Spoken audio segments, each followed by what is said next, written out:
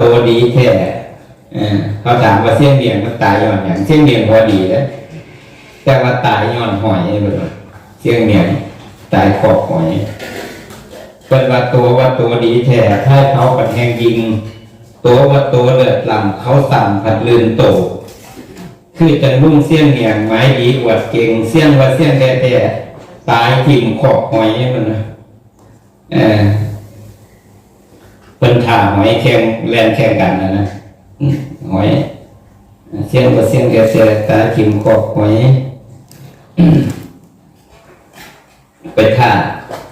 หอยแลนแข่งกันถ่าหอยแข่งกันหอยกับมีปัญญาร่วมเสียงกับวิ่งแลนเสียงกับอีกเมื่อลาขาลาเรียนมาท่านมันเรียนมาท่านแล้วมันหอยมันหลายตัวเนาะ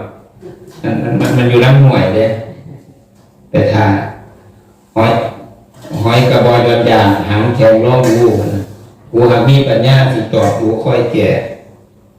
หอยกับปัญญาร่วมเสียงให้วิ่งแลนเสียงกับอิดเมื่อลาขาลาเรียนมาท่าน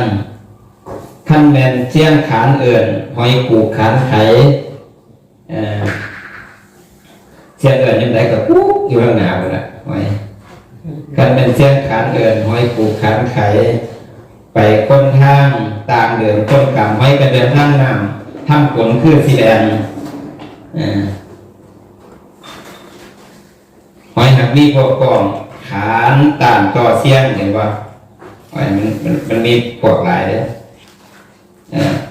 ห้อยได้ยินเสียงได้ยินกระวิ่งตามเสียงห้อยปู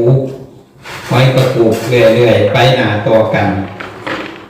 หอยหักมีขนแก่รวมเสียงให้วิ่งแวนเสียงกับวิ่งแก่ตายจิ้มขอบหอยกระลูกโศกได้ใส่โศกเสียงดวงเสียงกระตายเป็นผีขอบเว้นตามต่อขอบประจองห้องโอสาวโตอวดเก่ง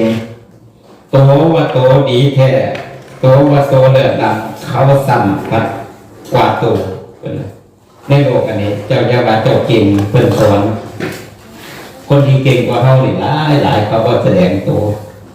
ท่านแสดงตัวสหาวโอมันสิตายคือเสี้ยนเบี่ยงเรียนแกงหอยเป็นว่าเมื่อได้ว่าโดนแล้วอยากลืมทั้งว่ายมสูงบ้างมันยมสูงเกิดมาบัดเราในท่านทุกวันหลายเลยในท่านของเก่าโบราณของเก่าญาสอนหลาน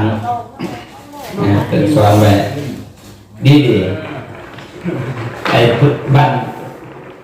ที่เขาได้ยินว่าตัวกินตับไก่คือกันกินแกงให้เจ้าซ่อมดูการค่าข้อสิจิบเนี่ยท่านเงินดูค่ากางคืนหนังสีบลงกิน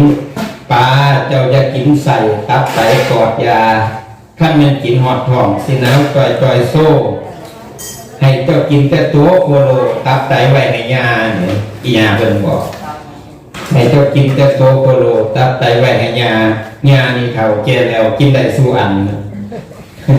พอยากาวแล้วร้านเราก็เลยมัวยานี่ตัวกินตับตัวนัวเทิงใส่ตัวให้ร้านกินก่อยทั้งไปมันบ่แม่นอียาเลยโคขับหวานแซ่บซอยที่กินแซ่บแต่ผู้เดียวแต่ว่าร้านหน่อย